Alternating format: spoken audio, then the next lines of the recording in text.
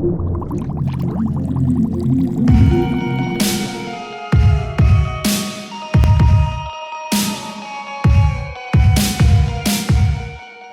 are you?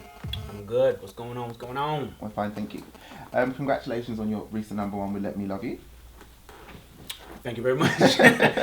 No worries at all. It's been quite a journey since your last release. It's been almost 2 years. What have you been up to in the time since you dropped Libra Scale?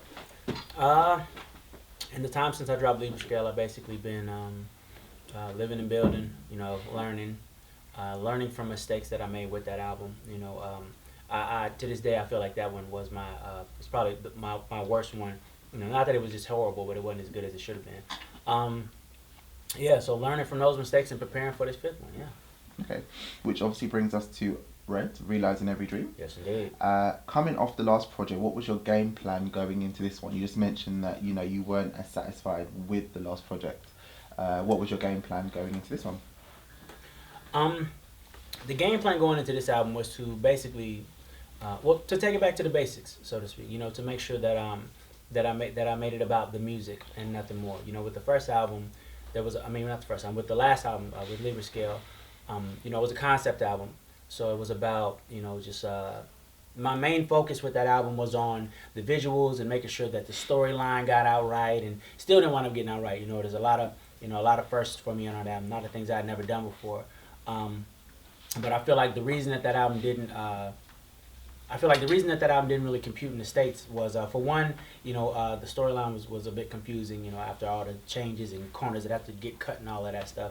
It just didn't come together the way it was supposed to. And then plus, I didn't pay as much attention to the music on that one as I normally would. So, with this next one, I had to make sure that I went back to what it is people have come to appreciate and expect from me in the first place, which is the quality of music. So with this one, I just went in and just did music. It's not about any complicated storylines to follow. It's not about any complicated concepts or anything like that. It's just music that you can vibe to, music that you can live life to. Good music to listen to while just living your life. That's what it is. Cool. So this new good music that you've got on this project, who did you enlist to help you craft it? As far as people enlisted to help me put this album together, a lot of the usual suspects, definitely Stargate went over to them. I'm a firm believer in if it ain't broke, don't fix it. And I have an absolute chemistry with those guys. Shout out to Stargate, by the way. Couple names that you've never heard before in reference to me. NeYo, who's predominantly known for his hip hop production. We got together and did something. Actually really really dope R&B record. One of the standouts on the album, if I do say so myself. What's it called? Name of that song is My Other Gun. My Other Gun. Salam Remy, we got together and did a song. I did a couple songs actually. One song that stands out to me is it's a record called Should Be You. It's featuring Fabulous and Diddy. Be checking for that on the deluxe. Definitely one of the standout R&B records on the joint. And then as far as on the pop side of things, I mentioned Stargate. We got E-Man on there. We got who else is on there? We got the Fat Boys, a new production team. Shout out to them. They did a couple on the album. I wasn't really tripping off of searching for the big names or anything like that. But I never have really. With me, it's all about the producer that comes with me with the track that's gonna inspire something, and so that's why I went and got it. Okay, and we're loving the material thus far, and we anticipate everyone else loving it as well. Critically and commercially, what is success for you with this project? Commercial success with this project, of course, is album sales. I want people to love it enough to go out and spend their hard-earned money on it. A successful tour, definitely plan on touring, trying to circle the globe with this record. As far as critical success, I don't really pay much attention to the critics. I feel like those who can do and those who can't criticize. So not really worried about anything like that. My critics are myself and my fans. My fans are gonna let me know if they dig it or if they don't, and those are really the only opinions that matter to me. So. Okay, and what's your response to some of those that kind of say your pop success has seen you sell out? Defined to anybody who feels like I may have sold out because I got some success in the realm of pop. Define sell out. What exactly does that mean? Because all I feel like I've done is evolved. I started with R&B, and it will always be R&B. By the way, R&B is my core, it's my foundation, and it's who I am. I gotta give much props and respect to my fan base who have been open minded enough to allow me to evolve into other realms and other genres of music. I don't feel like just because I got some love in the pop world that I've sold that. I don't feel like I've abandoned my R&B fan base. When you listen to the album, you will know 100% that I have not abandoned my R&B fan base, nor will I ever. To me, music and love are the same thing. So if I can take this love and spread it from the R&B side of the planet all the way to the pop side of the planet and every space in between, that's what I'm going to do. And anybody who has an issue with that, don't care really. So live your life. Cool. Changing gears a bit, you penned one of Beyonce's biggest hits in Irreplaceable. There's a lot of buzz about her new project. Are you collaborating on that at all? I have not yet gotten a chance to get at Beyonce or anybody over there in her team about getting on a new project.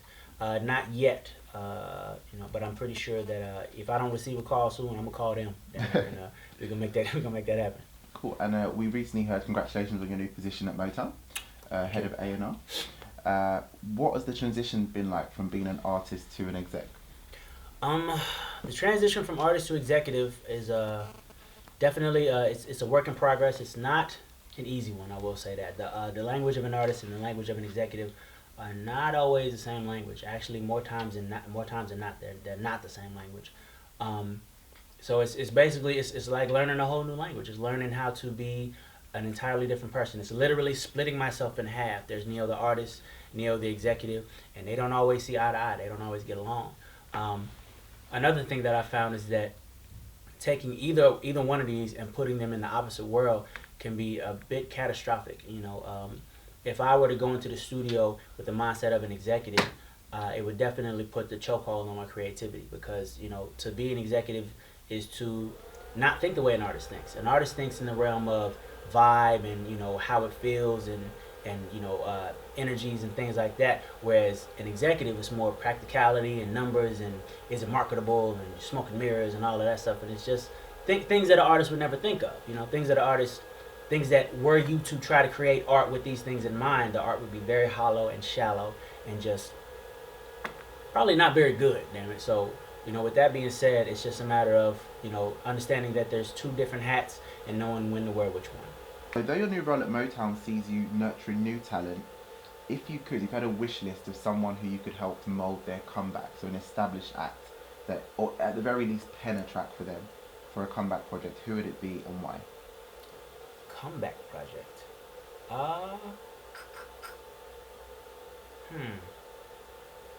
It's a good question. I never really thought about who I would like to help come back. There's a realm of that question that could be insulting to somebody. I don't really know. I never really gave it any thought. My focus, with the position over at Motown has been, finding the new, the next NeYo or the next Beyonce or whatever the case may be. Which it's a cool thing that I got this job now because it puts me in a position where I can actually help some of these artists that run up on me every single day. Every day I run into a new artist, a new producer, or a rapper, or somebody. So it's cool. It's cool that I'm in this position where I can do something about it. Help somebody else realize their dreams. I'm happy about that. As far as helping somebody come back from, I don't know. I never really gave that any thought. I'm pretty sure there's somebody out there that needs it, and if that be the case, I ain't hard to find. Cool. And rounding up now, we're in a changing industry where reality TV is becoming increasingly popular to kind of mobilize one's hustle. Is that something you'd ever consider doing? Reality TV. I had a short stint in some reality television as an artist by the name of Adrienne Ballon that I'm mentoring, and her and her best friend Julissa Birmez, I keep saying her last name wrong, but they did a show called Empire Girls, and I had a short stint on that show, but my part of the reality television was actually reality, so it was all good. I don't know if I'd ever I don't know if I could do a reality TV show based around myself or anything like that. I just feel like I don't want no damn cameras in my face 24 hours a day. It's parts of my life I don't need nobody to know about. I don't want y'all in my business all the time. No disrespect to anybody that does. I don't feel like it's for me. No. Okay. Speaking of reality, there's been a lot of talk at the moment about Nicki Minaj and Mariah Carey and things like that on American Yeah, Idol. What's your that take was on that? bugged out. Behind the whole Nicki Minaj and Mariah Carey thing. To be honest, okay, if you look at it from a standpoint of it's two powerhouses. You know, I don't even got to speak on the the things that Mariah Carey has done in the business. You know, she's at iconic status at this point. You know, Nicki Minaj is I feel like she's on her way too. You know, her just being the powerhouse that she is in the world of female hip hop. You know, there's not very many other names that you can even mention in the world of female hip hop that even stand up to what Nicki Minaj is doing or where she is. So you gotta expect a little bit of a little bit of round back and forth. You know, you got two divas in sharing the same space. It's gonna happen. But I feel like at the end of the day, it made for good TV, and I don't think it's gonna be that big a deal. You know, Simon and Paula used to go at it all the time. Simon and Randy would go at it. So I mean, it's kind of part of what the show is. You know, opinions are gonna be different, and people gonna bump heads behind it. I don't feel like it's anything that it's gonna become a major problem. I don't think. Okay, and final question: how would you sell R.E.D in 3 words? That's not realizing every dream. Selling R.E.D in 3 words. Quality damn music. Bottom line, you know, in a time and age where quality music is few and far between. Cool, NeYo, thank you very much for your